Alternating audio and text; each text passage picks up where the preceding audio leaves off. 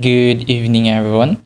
We are the reporters for the topic capitalism, and we will take turns in speaking. So, the first speaker will be me, Rayha Moas, and I will be followed by Mr. Dignos, and then last but certainly not the least, Miss Demaulo. So, without further ado, let's get to it. So, what is capitalism? Capitalism is an economic system and a mode of production in which trade, industries, and the means of production are largely or entirely private owned and operated for profit. Capitalism is an economic system that focuses on free market to determine the most efficient allocation of resources and sets prices based on the supply and demand. And capitalism is based on three things. First up is wage labor. Wage labor, usually referred to as paid work, paid employment, paid labor, or wage slavery, refers to the socio-economic relationship between a worker and an employer, in which the worker sells their labor power under a formal or informal employment. You might be asking, what is the difference between a wage and a salary? Well, the essential difference between a salary and wages is that a salaried person is paid on a fixed amount per pay period, and a wage earner is paid by per hour. Someone who is paid a salary is paid on a fixed amount in each pay period, with the total of these fixed payments over a full year summing up to the amount of the salary. Number 2, private ownership. The fact of being owned by a private individual or organization rather than by the state or a public body. So, what is an example of private ownership? Some of the most famous companies in the world are privately owned, including Facebook, IKEA, Cargill, and Mars. Though privately owned companies come in all sizes, a vast majority are small businesses. Number 3, production for exchange and profit. Production is carried out for exchange and circulation in the market, aiming to obtain a net profit income from it. The owners of the means of production are capitalists.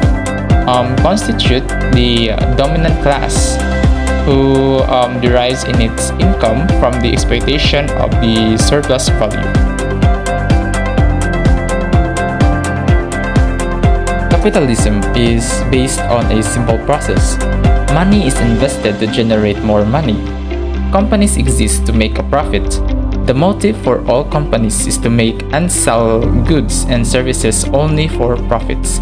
Companies do not exist solely to satisfy people's needs, even though some goods or services may satisfy needs.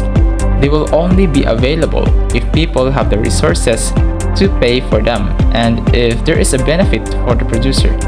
When money functions like this, it functions like capital. The profit motive leads the accumulation of wealth and is a prime factor in providing individuals to work and innovate. This innovation advances society with the introduction of new technologies and cheaper goods, fit to hire more staff or open new premises and make more profit. Features of capitalism. First up is private property, meaning not owned by the government, or individuals own property and resources. Further extrapolating from the two-class system, where one class owns the means of production, is private ownership. In capitalist economies, there exists a private sector that owns property, plants, and equipment. The owners of the production decides how to run their businesses, or how much to produce, and how many people to hire. And last is large-scale production.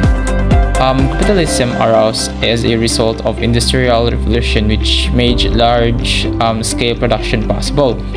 More production means wider use of capital and leading to more profits. Industrial evolves because of a wide range of competitions. Without competition, monopolies exist, and instead of the market setting the prices for goods and services, the seller is the price setter, which is against the condition of capitalism. Competition leads companies to strive to be better than their competitors so that they may gain a larger portion of the market share for their given product or service, increasing their profits, which often leads to the innovation to edge of the competition. As discussed before, this innovation furthers society in terms of technology and thought. Competition is also beneficial to consumers as it results in lower prices as businesses seek to make themselves more attractive when compared to their competitors. Okay, I think that's all for my part, so I'm going to give you now to Mr. Dignas. Thank you, Mr. Homoas. This is the continue of our report. Profit as key motive. Money left over can be spent in any what the manufacturer wants. Productions under capitalism is profits-oriented. Competition. In capitalism, there is extreme competition between capitalists. Demand is artificially increased and supply is decreased. There is cutthroat competition under capitalism. Price mechanism. In capitalism, the price of a commodity is determined not by the cost of production but the law of demand and supply. Wage institution. The objective of the capitalist is to pay as least wage as possible and to take as much work as possible out of him. Money and credit. In capitalism, institutions of credit has become important. Here capitalists get money and loan and develop their business. License. Fair competition. There is no governmental control over the forces of production, distributions, and exchange. It is controlled by the forces operating in the market. Responsible capitalism. It is essentially a free market economy, but with a degree of government regulations to avoid the excesses and inequalities of capitalism. Turbo capitalism refers to an unregulated form of capitalism with financial deregulations, privatizations, and lower tax on higher earners. That's all of my part, and I will give you to the princess of our group, Miss Damaolaw. Thank you, Mr. Dignas. And for the continuation of our topic, I will be discussing chronic capitalism. So, what do you mean by chronic capitalism? It is also called discretionism. It refers to a capitalist society that is based on the close relationship between business people and the state. Aside from that, chronic capitalism is a term used to refer to the situation where business success is related to strategic influences with civil servants, politicians, and those in authority.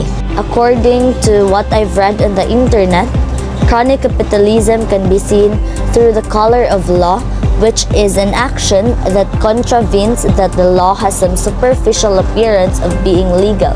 For example, a politician who awards a large government contract to an associate with a formal procurement process that appears to be legal, except that the politician has influenced the process from the inside. State capitalism. It is an economic system in which private capitalism is modified by a varying degree of government ownership and control. State capitalism also includes the state dominance of corporatized government agencies or of public companies such as publicly listed corporations in which the state has controlling shares. This is widely used by various authors in reference to a private capitalist economy controlled by a state. For example, a private economy that is subject to economic planning and interventionism. It has also been used to describe the controlled economies of the great powers during World War I. Pros of capitalism. Health. Capitalism contributes to higher health spending by increasing the effective demand for health care services. Social good. The capitalism-based definition of business states that companies exist only to provide the maximum possible return to shareholders. This has often not run parallel to serving the common good in ways such as promoting clean air and water or financial independence for all citizens.